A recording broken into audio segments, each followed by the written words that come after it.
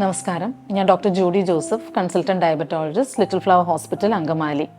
ഇന്ന് ഞാൻ സംസാരിക്കുന്ന വിഷയം പ്രമേഹവും ഭക്ഷണ ക്രമീകരണവും. നമുക്കറിയണ പോലെ പ്രമേഹത്തിൻ്റെ 3 നെടുന്തൂണുകളാണ് ഭക്ഷണ ക്രമീകരണം, വ്യായാമവും ചികിത്സയും. അതിലത്തെ ഒരു പ്രധാന നെടുന്തൂണാണ് ഭക്ഷണ ക്രമീകരണം. മിക്കവർക്കും ഭക്ഷണ ക്രമീകരണം വേണമെന്ന് മാത്രമേ അറിയുള്ളൂ. അതിന് എന്താ ചെയ്യേണ്ടത്, എങ്ങനെയാണത് ചെയ്യേണ്ടതെന്നുള്ള ഒരു അവബോധമാണ് ഞാൻ ഇന്നിപ്പോൾ പറയാൻ പോണത്.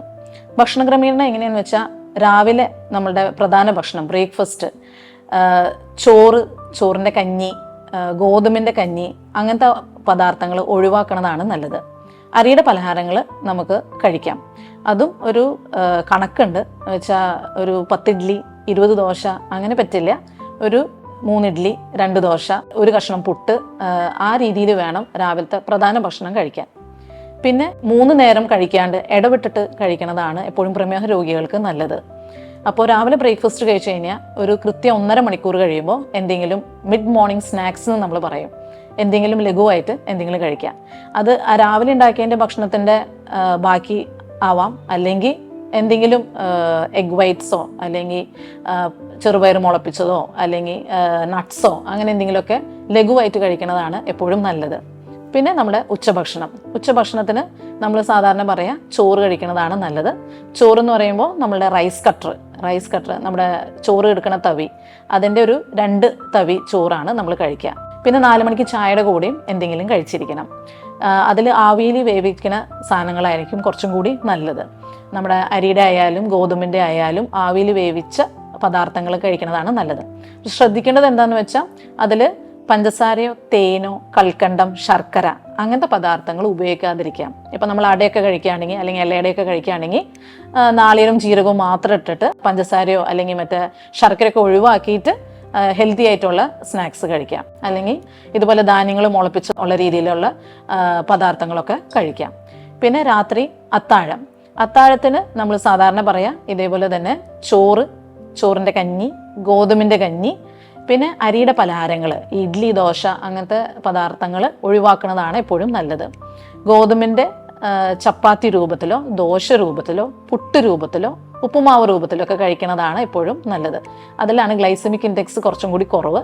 പിന്നെ റവയുടെ ഉപ്പുമാവ് കഴിക്കാം, ഓട്സ് കഴിക്കാം, മില്ലറ്റ്സ് കഴിക്കാം. വ്യത്യസ്തമായിട്ടുള്ള പദാർത്ഥങ്ങൾ രാത്രിയിലത്തെ ആഹാരത്തിൽ ഉൾപ്പെടുത്തുന്നതാണ് കുറച്ചും കൂടി നല്ലത്.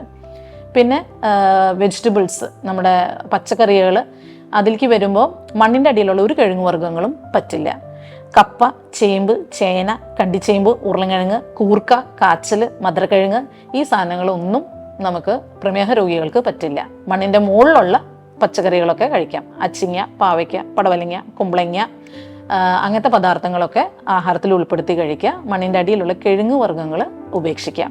ഫ്രൂട്ട്സിൽ എപ്പോഴും നമ്മുടെ മധുരം കുറവുള്ള ഫ്രൂട്ട്സ് കഴിക്കുന്നതാണ് പ്രമേഹ രോഗികൾക്ക് നല്ലത്. മധുരം കുറവുള്ള ഫ്രൂട്ട്സ് എന്ന് ഉദ്ദേശിക്കുമ്പോൾ നമ്മളുടെ പഴത്തിൽ റോബസ്റ്റ പഴമാണ് നമ്മൾ കൂടുതൽ പ്രിഫർ ചെയ്യണത്. മഞ്ഞ കളർ പഴങ്ങൾ ഒഴിവാക്കുന്നതാണ് നല്ലത്. മറ്റേ ഞാലിപ്പൂവൻ, കണ്ണൻ, കദളി, പാളയംകോടൻ, നേന്ത്രപ്പഴം, പൂവൻ അങ്ങനത്തെ പഴങ്ങൾ ഒഴിവാക്കിയിട്ട് റോബസ്റ്റ പഴം. ആപ്പിൾ കഴിക്കാം, ഓറഞ്ച് കഴിക്കാം, മൂസമ്പി കഴിക്കാം, പഴുപ്പ് കുറഞ്ഞ പേരക്കായ, കറുമുറൂന്ന് അടിക്കാൻ പറ്റുന്നത്, ചെനച്ച പപ്പായ, ചുവപ്പ് നിറം വന്ന പപ്പായ, അളിഞ്ഞ പിളിഞ്ഞ പഴുത്ത പപ്പായ അല്ല. പക്ഷെ ഇതിലേതെങ്കിലും ഒരു ഫ്രൂട്ടേ ഒരു ദിവസം കഴിക്കാൻ പറ്റുള്ളൂ. ഇപ്പോൾ രാവിലെ ഒരു റോബസ്റ്റ പഴം, ഉച്ചയ്ക്ക് ആപ്പിൾ, വൈകുന്നേരം ഓറഞ്ച് അങ്ങനെ പറ്റില്ല. ഏതെങ്കിലും ഒരു ഫ്രൂട്ടേ കഴിക്കാൻ പറ്റുള്ളൂ. പിന്നെ പഴുപ്പ് കൂടുതലുള്ള ഫ്രൂട്ട്സ്, പഴുത്ത ചക്ക, പഴുത്ത മാങ്ങ, മുന്തിരിങ്ങ, ഈന്തപ്പഴം, പൈനാപ്പിൾ അങ്ങനത്തെ ഫ്രൂട്ട്സ് ഒഴിവാക്കുന്നതാണ് എപ്പോഴും നല്ലത്. അപ്പോൾ ഭക്ഷണ ക്രമീകരണം മാത്രമല്ല നമ്മളുടെ പ്രമേഹ രോഗത്തിന് ഏറ്റവും ആവശ്യമുള്ളത്, അതിൻ്റെ ഒപ്പം തന്നെ വ്യായാമവും ചികിത്സയും വെച്ചാൽ മരുന്ന് രൂപത്തിൽ മരുന്നാണെങ്കിലും ഇൻസുലിൻ ആയാലും ഇതെല്ലാം 3 ഒത്തൊരുമിച്ച് ചെയ്താലേ മാത്രമേ പ്രമേഹം നമുക്ക് നിയന്ത്രിക്കാൻ പറ്റുള്ളൂ.